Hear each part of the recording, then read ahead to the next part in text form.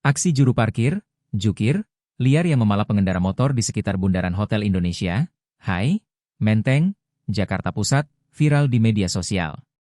Tampak sejumlah pemotor terlibat adu mulut dengan seorang pria yang diduga sebagai jukir liar lantaran dimintai uang parkir sebesar Rp10.000 per motor. Video tersebut menunjukkan suasana malam di trotoar sekitar Bundaran Hai. Sejumlah pengendara motor tampak berdiri, salah satunya masih mengenakan helm. Sementara itu, seorang pria berambut gondrong mengenakan kaos hitam dan celana pendek oranye terlihat berdiri di dekat tiang rambu lalu lintas. Menurut pengunggah, peristiwa terjadi sekitar pukul 2.30 waktu Indonesia Barat. Mereka baru saja tiba dari Bogor dan hendak beristirahat sejenak sambil membeli kopi. Namun, belum 5 menit berhenti, seorang pria langsung datang dan meminta uang parkir. Karena enggan memperpanjang masalah, mereka akhirnya menyerahkan uang Rp20.000 untuk 4 motor.